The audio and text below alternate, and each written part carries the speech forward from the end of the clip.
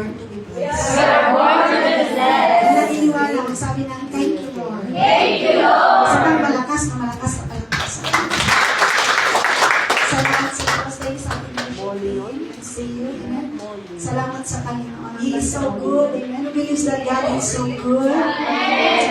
Naman mga kapatid, kasi kayo ay most of you, if not all, kayo yung naging believer of Christ na new generation. Sa katabi natin, new generation.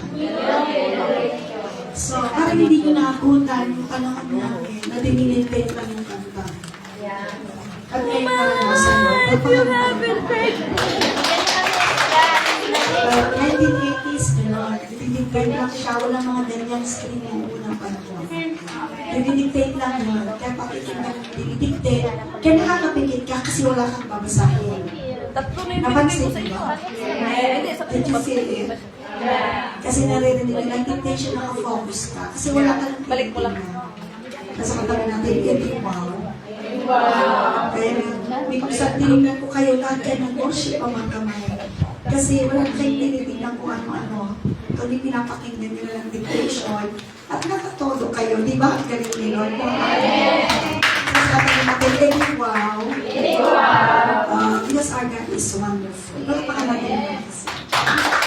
And Lord, we proceed na another Christmas. Ilang tuloy nila, Bebes, Pasko na. Kasi namin Pasko na kasi yung New Year, kasi yung 2026 na. Sino mga nag-bless sa 2025? At mga ilang araw pa, marami pang ibubusin yung blessings. May time kami nyo eh. Amen! Amen. Blessings like yung anak mong nagtapos, may magandang trabaho. Yung mister mo na dati pabayang naging responsible. Yung sakit mo, pinagaling ka nila. Yung bulsa mo na parating wala, punog na. Kasi anak ka naman ng Diyos. Anak mo ka ni Abraham. At si Abraham, pag nasa ng Bible, sunod lang siya kay Lord, hindi niya problema ang needs niya sa buhay. Si Lord, kapatid, ano lang, sabi lang mga seek first His kingdom. Matthew 6:33, seek ye first the King. Yun lang gagawin natin natin. Ano lang gagawin niya? Seek ye first the kingdom of God and His righteousness. Yun lang gagawin natin. Kaya gagawin ni Lord, and all these things shall be added unto you. Kaya response natin, hallelujah, hallelujah. Ang gagawin naman natin ni Lord ito, seek ye first the kingdom of God and His righteousness. Ano gagawin ni Lord? And all these things shall be added unto you. Kaya tayo nagsasabi, hallelujah, hallelujah. Sa malakas sa palakpak sa Diyos. So we come to church para tayo matuto talagang isip ang kingdom niya. At makita natin napakahalaga, thank you Sir G. At napakahalaga na unahin natin siya. Kita mo ko, nung inuunang pa si Lord, pumapayapa ang puso mo. Pumapayapa ang paligid. Magulo, pero mapayapa ang heart mo kasi clear na sa'yo. Amen? Dati walang clear, parati ka umiiyak. Ngayon, clear na, parati ka na. Cheerful naman.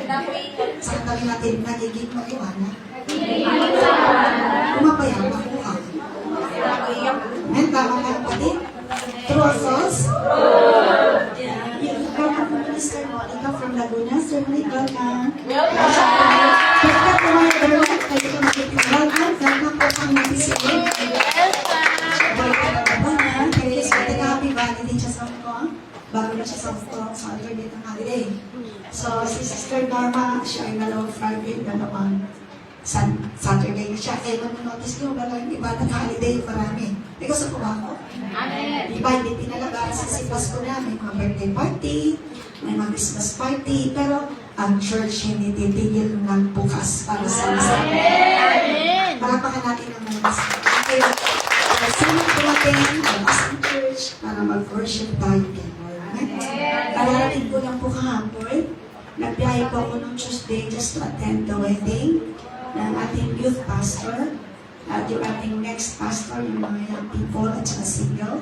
Finally, sila yung nag-start na youth at ngayon sila yung mga professional na, no? Sila nagpatuloy kay Lord, then nag-aral sila, naging maayos sa buhay nila. Tapos sila pa na ang nagkatagpo. Amen. So, naging committed sila ng maliliit kay Lord, ng elementary, high school, university, nagpatuloy sila kay Lord sa araw, ay nagkita sila, ay sila pala sa isa't isa. Hindi sila nagligawan nung wala pa silang trabaho. Nung naging doktor na yung lalaki bago niya, nung naging doktor din yung babae, ay doctor in teaching, kapatid, ay doon nga kinort yung babae kasi pinakinggan niya si Lord kung siya na talaga. Di ba ang ganda? Amen. Yung mga kung ano ang intervention, yung tinutuo niya kagad. Di ba ang cute? Amen.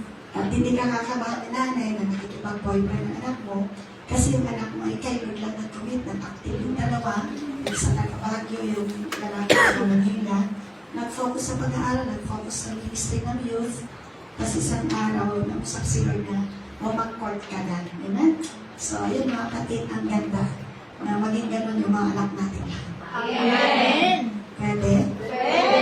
Sino nangarap na yung mga anak natin maging maayos? Amen. Mag-focus na sila sa pag-aaral. Yes. Aralan mo na, nasa gawain ni Lord sila, may magagabay sa kanila. Ang ganda ng ganong pagpapaaral to our folks. Kaya di ko rin matatawaran na syempre yung kasal nila, pinaganda nila. Ang mga magulang nila, walang problema, sila ang nag-prepare. Ganda ng ganong kasal ng nanay, hindi na mo problema. Sabi natin, ang galing.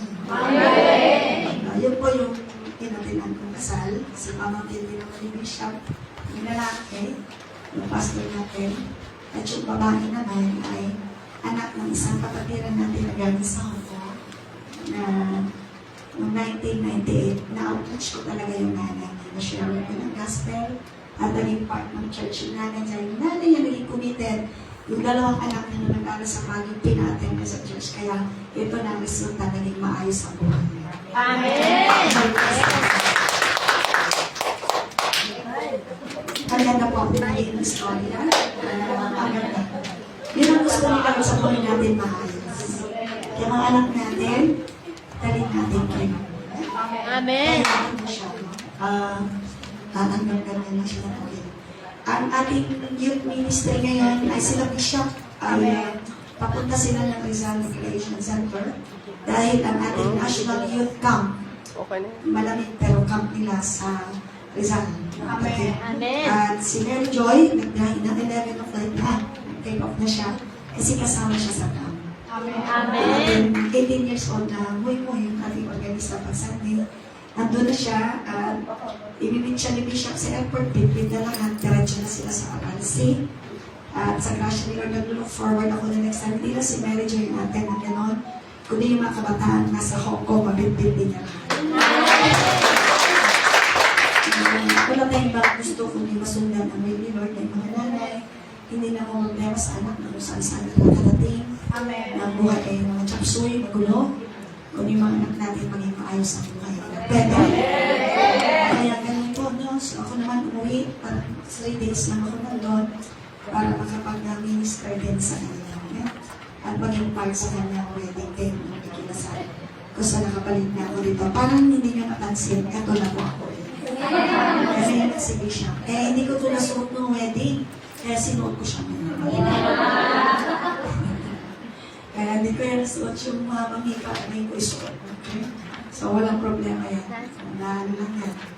In-order ni Mary Joy sa mga alam yung in-orderan. So, alam nyo ngayon, marami pong ganyan ngayon. Kaya, huwag ka nang i-order ng order ko sa pera. Ano lang, huwag kang parating ng doon. Kasi, hindi mo kailangan ubusin ang pera mo pag labas ka sa mga ganon. Dahil, may paggagamitan mo kung kailan mo kailangan. Okay? So, we thank the Lord for His love to all of us. Ngayon, palapan natin mo. So, you notice, wala na tayong LCD, wala na tayong sound, kaya yan natin mga microphone. Kaya kanina natagal na tayong mag-start kasi yung mga wire. Thanks dito God kasi pinaalala ni Lord kung nasan yung mga wire. Kaya natuloy tayo. Paggawain ni Lord, talagang si Lord kikilos. Amen! Kaya huwag kang kakabahan. Ang kay Lord, hindi niya pababayaan.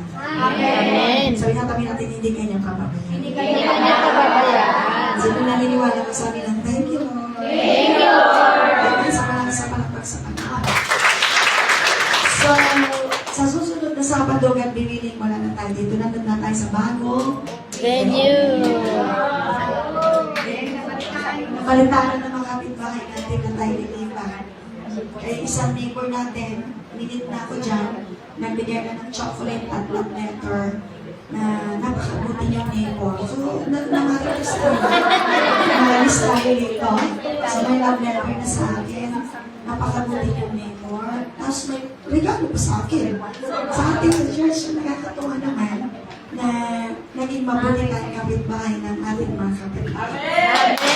Hindi ko sinabi sa kayo, nandyan yung sulat, pakita ko na lang. Tapos yung back dyan natin, si Mr. Chan, inausap niya si Mary Joy noong Wednesday. Sabi niya, medyo inchikip siyang mag-English. Sabi niya, kailan kayo aalay? So naman na nila, pinapakalat na ng kapitbahay natin. Sabi niya, kasi sabi nung ating pagdyan na siya, din kasi ako, gusto ko umaten sa church niyo. Saan ka ba kayo lilipat? Sabi ko, Lord, you're so good. 20 years kami dito. Naging maganda ang aming katutusan ng mga kapitbahay. Na kahit sila ay iba yung sinasamba, may ginawa si Lord sa buhay. Sa pamamagitan ng mga attitude ng taga rito, kahit minsan isnamin ka, hindi ka nakikipag-away. Amen. Sa lift, ayaw kang pasakayin kasi ang priority ng building pagpapaba. Tayo ay we give them all the favor, just like them. After all, mga kapatid, si Lord ang nag-reward sa atin. Amen. Kaya alam ko mamimiss nila tayo. At pag namiss nila tayo, isundan nila tayo. Yes. Mas Amen. magsimba na rin sila. At sa susunod, hindi na mga kalbo at kalating siya nasasaklay nila. Namin si Jesus. Basta natin pwede ba? Pwede ba? Tuloy-tuloy ang attitude na maka-Kristo talaga. Kasi ang attitude talaga ni Lord, siya ay patient, si Lord. Siya ay mapagmahal. Amen? Mapagpatawad. Amen? Parang ngayon, amen? Amen. Si Lord ay napakatyaga. Amen? Kaya napapansin niyo na ba yan sa buhay ninyo na matyaga na kayo? Amen. Yung mga bahay ninyo, kaya minsan ayaw na kayo palisin ni Amo.